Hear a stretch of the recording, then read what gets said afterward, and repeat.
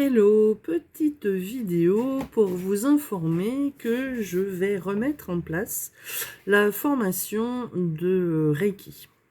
Alors, je suis initiée au Reiki Isui avec niveau maître, enseignant. Cela veut dire que je maîtrise la pratique des énergies suivant le principe du Reiki. Alors, pour ceux qui me connaissent et qui savent ce que je fais à côté, et qui savent que dans le Reiki, il y a des invocations, je vous rassure tout de suite, justement, je suis en train de mettre au point une façon d'utiliser cette technique qui n'est pas au demeurant mauvaise. C'est certaines façons de la pratiquer qui ne sont pas correctes. Il faut pas toujours jeter le bébé avec l'eau du bain. Je m'explique. Dans le Reiki, nous utilisons l'énergie universelle, ok, pour entre guillemets servir de rallonge entre cette énergie universelle et la personne. À savoir que cette énergie universelle, nous la portons en nous, ok, et que les autres la portent en eux aussi. Les gens qui vont venir vous voir pour faire une séance de Reiki portent également cette énergie universelle en eux. Par contre, c'est la petite flammèche de la chaudière à gaz qui est sur le point de s'éteindre parce qu'ils sont tout flagadés, alors que la vôtre, elle est censée carburer plein gaz. Après, elle peut très bien carburer plein gaz, mais si on met la chaudière à fond dans la maison et que toutes les portes sont ouvertes, et les fenêtres aussi, et qu'il fait moins 20 dehors, eh ben comment vous dire, ça ne réchauffera pas la maison pour autant. Donc, moi, je vais vous proposer ce Reiki. Alors, Reiki Ishiti, Reiki conscience. C'est-à-dire avoir conscience que nous sommes énergie, que nous avons notre propre source d'énergie et que nous pouvons accompagner l'autre pour pouvoir valoriser sa propre énergie universelle aussi qui porte en lui. Ensuite, alors, dans le Reiki, il y a des symboles. Certains symboles fonctionnent. Je les ai testés sous hypnose, ne vous inquiétez pas. Je ne vais pas balancer ça comme ça, n'importe comment. Hein.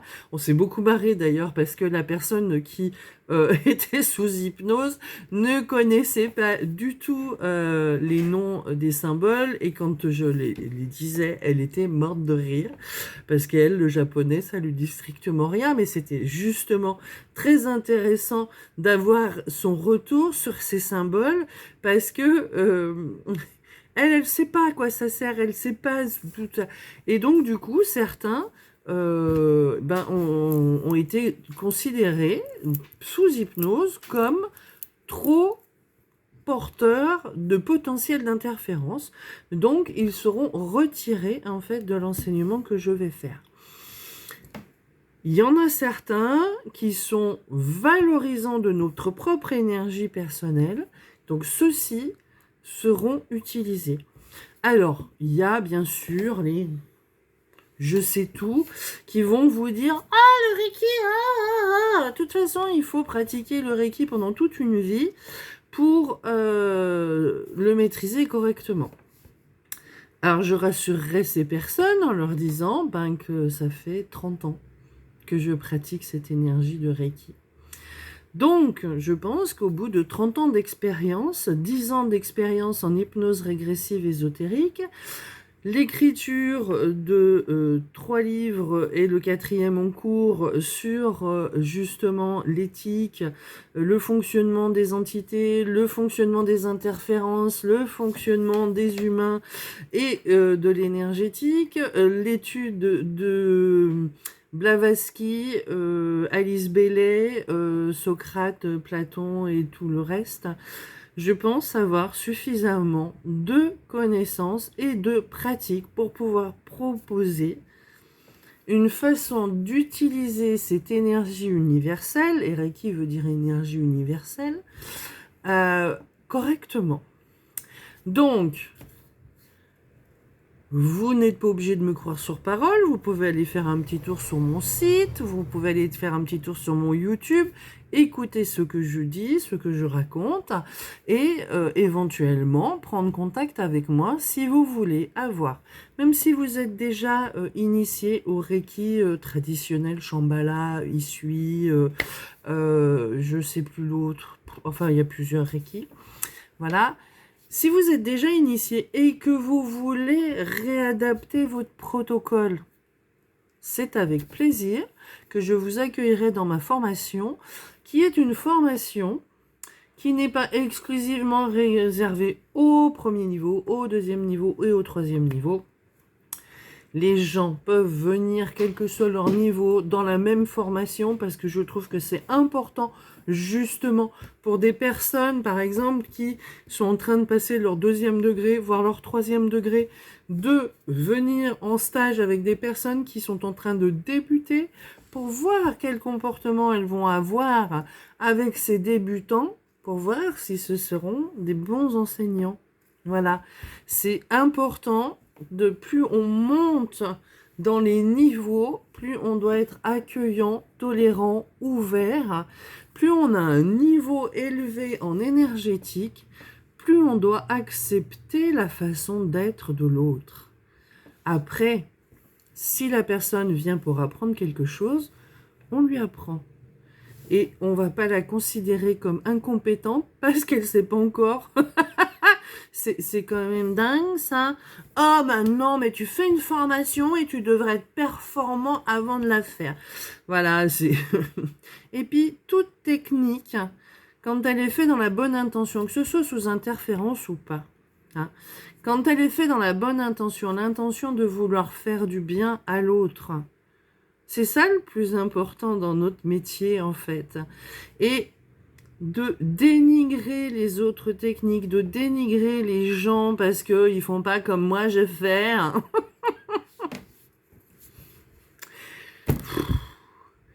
Il va falloir comprendre, en fait, que plus tu évolues et plus tu montes dans cet éveil, plus tu dois être ouvert à l'autre. Donc, moi, je vais vous proposer cette formation en Reiki, Ishiti, Reiki, conscience, avoir conscience de soi, de son potentiel, du potentiel de l'autre et valoriser le sien comme celui d'autrui. C'est ça le plus important, c'est que on a une énergie subtile et il faut l'accompagner pour qu'elle se sente bien dans ce véhicule, mettre à jour ce petit véhicule au niveau énergétique aussi, monter son taux vibratoire pour qu'elle se sente à la maison. C'est ça, une conscience qui a un véhicule avec une fréquence basse, elle va pas pouvoir rentrer dedans. Vous demandez à un satellite de plonger au plus profond des abysses pour aller voir son véhicule, comment il se... non. La dichotomie, c'est aussi de la responsabilité du véhicule de la réduire pour que la conscience se sente bien à l'intérieur de ce véhicule où elle mène une expérience. Donc, cette pratique énergétique, comme toutes les autres pratiques énergétiques, même celles qui sont interférées, sont toutes dans ce but-là. Après, quand on arrive à la conscience que, justement, il y a des interférents, il y a des êtres qui sont là, justement, pour venir infiltrer tout ce système énergétique, parce que leur but, c'est quand même de nous en séparer. Donc, bien évidemment qu'ils ont infiltré toutes ces techniques énergétiques, que ce soit le chamanisme, que ce soit des pratiques qui sont ancestrales, parce que ils sont là depuis longtemps, ils sont là depuis tout le temps, en fait. C'est ça qu'il faut comprendre, c'est que ils sont là depuis que l'humain existe. Des fois, même avant l'humain, ils ont été présents parce qu'il faut se rappeler qu'on est des clones créés par eux. C'est-à-dire, ils ont pris un truc qui existait sur Terre, tapé, bâton, voilà. Ils l'ont modifié génétiquement parlant pour en faire leurs esclaves, d'accord ? et leur nourriture au passage. Et donc du coup, maintenant, ils se nourrissent plus vraiment physiquement de nous. Et encore, hein, certains font des abductions et volent du matériel génétique, mais ils se nourrissent principalement énergétiquement parlant de nous. Pourquoi ? Dans 90% des hypnoses que l'on fait, ils nous disent on veut comprendre comment l'humain, même s'il fout rien, il est quand même connecté à sa conscience. Parce que déjà, on lui a pas dit de s'en couper, hein, c'est pas une volonté de sa part de s'en couper, c'est une volonté de la part des interférents. Et puis, on a toujours cette capacité d'évolution, justement, quand on est, même si on n'en a pas conscience, qu'il y a cette énergie subtile, on est toujours là pour, et elle essaye de communiquer, et on est là pour évoluer, on évolue. Malgré leur insistance à nous foutre la tête sous l'eau, on évolue, on apprend à nager, on sort de l'eau, et on existe. Donc, cette technique de Reiki Ishiki, je vous la propose de façon non interférente. Voilà.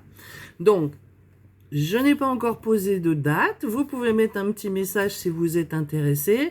Vous pouvez m'envoyer un SMS ou un Messenger pour me dire je suis intéressé pour faire une mise à niveau de mon Reiki pour qu'il ne soit plus interféré ou interférent. Et ce sera avec plaisir que je vous accueillerai dans mes formations en présentiel ou en distanciel. Là, demain, je fais ma première formation en distanciel avec les 4 personnes qui m'ont demandé, certaines une remise à niveau et d'autres une première initiation. Donc, c'est pour ça que je vous fais cette vidéo aujourd'hui, parce que vraiment, cette technique de Reiki est quelque chose à la base de bien.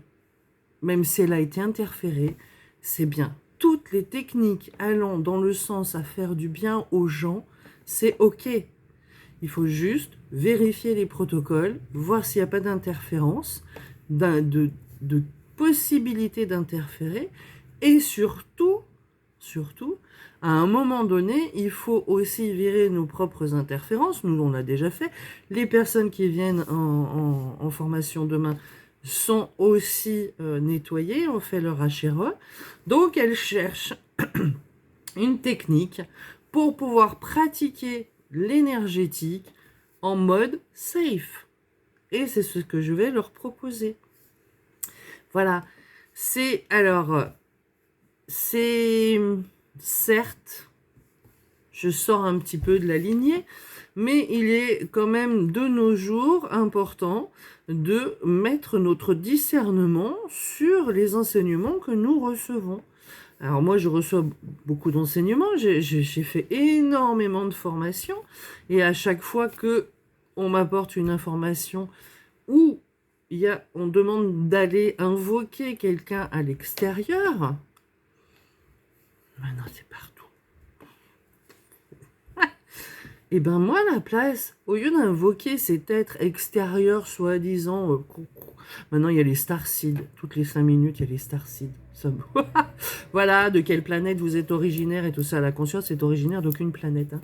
Donc à chaque fois qu'on me demande d'invoquer quelqu'un, d'invoquer quelque chose, d'invoquer l'énergie universelle, d'aller à l'extérieur de moi, ça me désespère un petit peu, mais pas plus de 2 secondes. Quand j'entends la phrase, je fais... Voilà, mais qu'est-ce que je fais? Est-ce que je suis leur protocole? Non.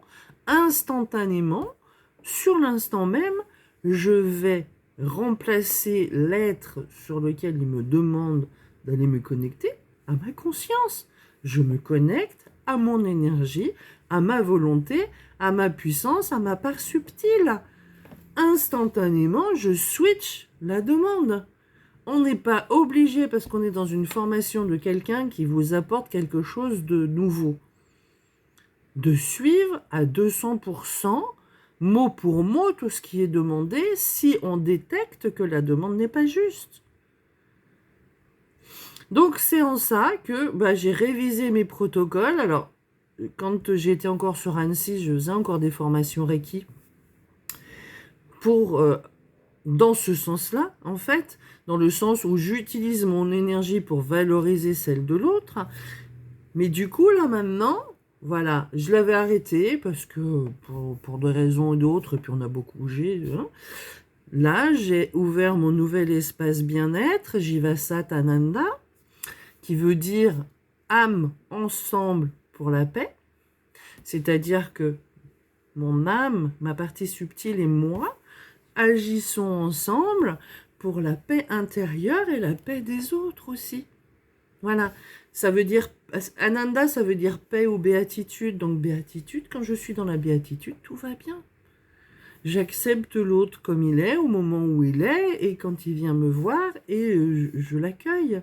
Voilà, c'est ça que ça veut dire Jivasatananda. Je t'accueille en conscience de cette énergie subtile qui demande à exister à travers toi. Voilà. Donc, si cette formation de Reiki Ishiki vous intéresse, contactez-moi. Je vais faire un petit... j'ai commencé à préparer un petite vidéo pour vous expliquer les principes de base. Et seront gardés ce qui est à garder, ne sera pas gardé ce qui n'est pas à garder. Et les questions sont ouvertes sur le sujet pour savoir justement qu'est-ce qui est à garder, pas à garder. Et je vous proposerai une formation, je pense, régulièrement sur le sujet. Voilà, comme les autres formations que je propose. Je transmets l'information, je transmets la connaissance. J'ai pas fait toutes ces formations, j'ai pas fait toutes ces expériences, j'ai pas testé tout ça sous hypnose régressive ésotérique pour le garder planqué dans un coin et non, c'est à moi, je le garde. Non. Ça ne m'appartient pas. Toute cette information ne m'appartient pas, elle appartient à tout le monde, elle est universelle. Et plus elle sera ouverte et plus elle sera offerte au plus grand nombre et plus vite la bascule énergétique entre l'inconscience et le conscient sera faite.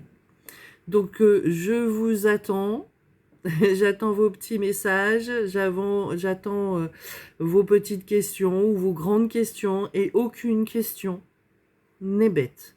Donc osez poser toutes les questions qui vous passent par la tête, c'est important. Et si je n'en ai pas la réponse, on se fera un plaisir d'aller vérifier ça en investigation avec mes télépathes pour pouvoir justement vous apporter l'information du point de vue de la conscience. Tout ce que j'amène comme information, c'est pas mon point de vue, c'est le point de vue des consciences. Une conscience, deux consciences, trois consciences. On n'en interroge pas qu'une, on en interroge plein. On essaye d'obtenir un maximum de neutralité dans l'information que l'on vous transmet avec mes collègues, avec mes télépathes. Voilà. Et on vous prépare une petite une association pour justement... alors elle est... Voilà. Elle prend son temps pour émerger. Ça fait déjà plusieurs semaines que je vous en parle. Là, voilà. Hein, quand vous plantez une graine de lotus, la fleur n'arrive pas 8 jours plus tard. Donc, elle suit son ascension pour éclore au grand jour, au moment où ce sera opportun qu'elle éclose. Voilà. Je vous souhaite le meilleur dans ce mois d'août qui est la mise en place de la nouvelle personnalité. Voilà, donc si vous avez besoin de vous affirmer, c'est le moment. Yes! Le lion, c'est la personnalité. Si vous l'enfermez en cage, il est neurasthénique. Si vous le mettez en pleine savane, libre comme l'air, il roupille toute la journée parce qu'il est bien, il est serein. Tout va bien, la vie est belle. Voilà. Pensez-y, si vous n'êtes pas bien, c'est que votre lion est en cage et qu'il est neurasthénique. Allez, Tout de bon pour vous. Et puis, de toute façon, je vous ferai un petit réel, je pense, d'ici le 9 août. Date du plein soleil du Lion. Ciao!